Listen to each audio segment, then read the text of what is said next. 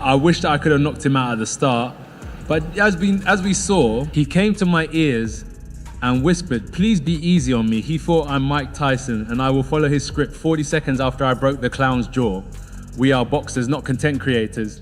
Like, they're suing me for something I didn't do. It's just the most bullshit thing.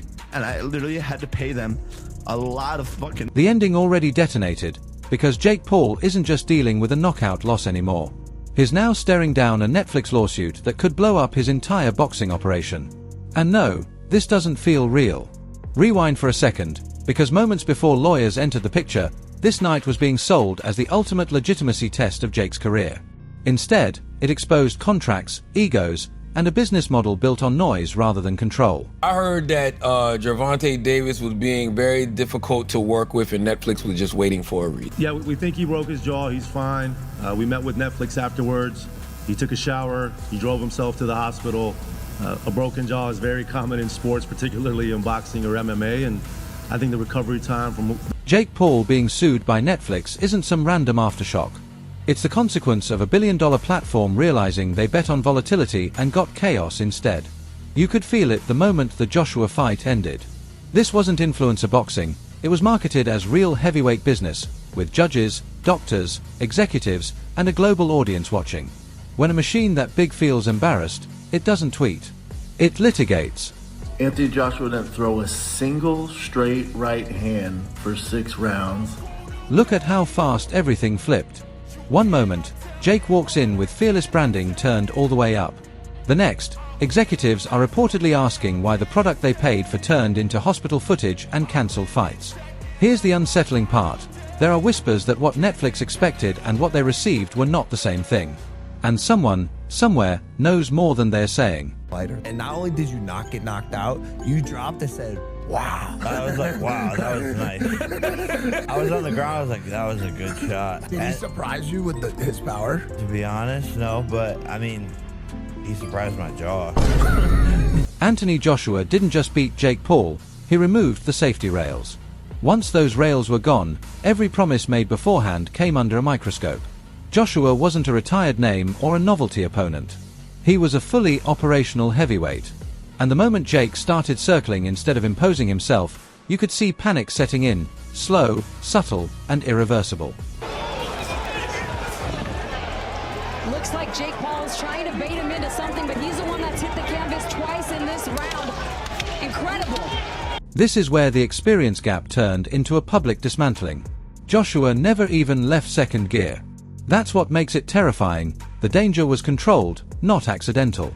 When a champion chooses patience over spectacle, it means he already knows the ending. He's just deciding when to reveal it.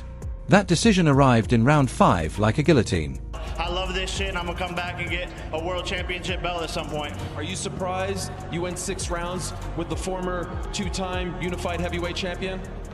Honestly, I'm not surprised. I just got tired, to be honest. Like, it was just so much. Those 2 knockdowns didn't just drop Jake, they shattered the illusion. They weren't lucky shots. They were the result of fatigue, fear, and accumulation. Anyone pretending otherwise is lying to themselves.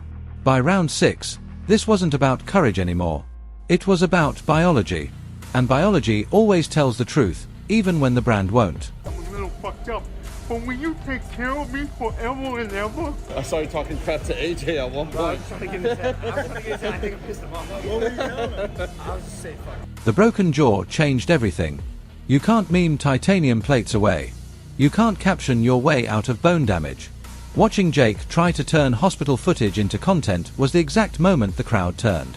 Because confidence looks very different when it's earned, and when it's borrowed. And suddenly, this felt borrowed from a system that finally said no. Then he broke my brother's jaw. Yeah?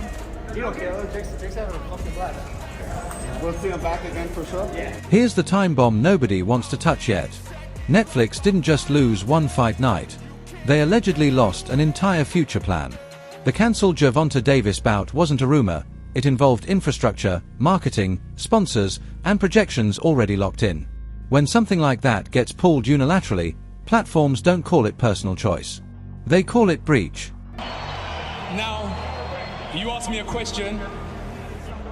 Look, it wasn't the best performance. It wasn't the best. The end goal was to get Jake Paul, pin him down, and hurt him. That has been the request. A $100 million lawsuit doesn't come from confusion. It comes from fury, and from one dangerous word floating around, willful. Anyone who understands contracts knows how serious that is. Willful means you knew the consequences and did it anyway. If that's proven, it doesn't just hurt Jake. It poisons his credibility with every serious promoter watching quietly. Thank you very much. I'm here with the winner, Anthony Joshua. Anthony, congratulations on the win. How would you describe that fight? Well, first of all, I want to give love to the crowd, everyone that came out. I really do appreciate everyone in this venue. Ask yourself this honestly. Why would a company like Netflix burn a relationship that profitable unless something behind the curtain went very wrong? This isn't coincidence. The smiles vanished instantly. The narrative shifted from punches to paperwork. And once suits replace gloves, the fight is already over. Because it's a civil lawsuit and it's just allegations, it's not criminal, so there must be some. This is where the legacy damage deepens. Losing to Anthony Joshua was survivable. Losing the confidence of major platforms is radioactive. Sponsors don't complain publicly, they disappear. Future negotiations become colder, quieter, harsher. And once you're labeled unreliable, that stain doesn't wash out, no matter how loud your fan base is. Jake Paul, he's done really well tonight. I want to give him his props. He got up time and time again. It was difficult in there for him, but he kept on trying to find a way. One detail that keeps sticking with me is how calm Joshua looked afterward. Calm winners don't feel threatened. Threatened people don't sue, they move on. But Netflix didn't move on. They escalated. And that suggests this isn't about ego. It's about control slipping away, and someone trying to grab it back before more cracks start showing. I don't like it. Even Anthony Joshua had some class and, apologized to me. Did he really? Yeah. He worked his way through the crowd and came up to me and said, "Mom, it's just boxing. It's the fight game. It's just the fight game." Obviously. And don't ignore the chatter about other fighters being difficult. When multiple names start appearing in the same conversations, it usually means contracts were stretched to their limit. One snap doesn't just break a single deal, it exposes tension everywhere. And once one agreement collapses, others start getting audited line by line for protection. The most unsettling part is that this story doesn't feel finished. Legal battles drag on, and discovery is messy. When emails, texts, and internal conversations get pulled into daylight, narratives collapse fast. If Jake thinks this ends with headlines, he's not reading the room. This could get uglier long before it gets quiet. Sit with that unease, because the fight didn't end in the 6th round, it changed venues. The pressure now isn't coming from a heavyweight right hand. It's coming from corporate memory and legal teeth. And those don't gas out. They grind until something breaks. I don't think we've seen the final fracture yet. What really settles in after all this is the realization that the Joshua fight wasn't the problem. It was the trigger. Systems don't collapse from one punch unless they were already under strain. Everything surrounding Jake Paul's boxing career had been stretched tight long before that night. The confidence versus competence gap runs through this entire situation. Confidence sells tickets and headlines. Competence keeps partners calm. The moment Joshua exposed that gap, every stakeholder stopped asking how big the next event could be, and started asking how much damage control would cost. There's a massive difference between losing a sporting contest and disrupting a corporate roadmap. Fighters lose all the time. But when a fighter becomes a hinge in a platform strategy, personal decisions suddenly carry institutional consequences. Netflix didn't enter boxing for chaos or vibes. They entered for predictability at scale.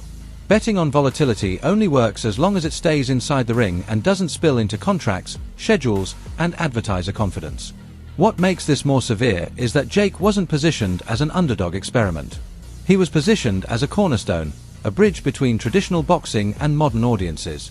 And when a bridge collapses, nobody talks about how exciting it looked while it stood. The Joshua fight shattered the illusion that Jake could control outcomes through preparation alone. But the lawsuit threatens something deeper, the belief that he can control the narrative afterward. Legal proceedings don't care about framing or spin. Once lawyers step in, everything slows down. And that slowdown is poison in combat sports, where momentum is currency. Fighters need clarity to train. Promoters need certainty to plan. Audiences need belief to stay engaged. Another uncomfortable truth is that money insulated Jake from reflection.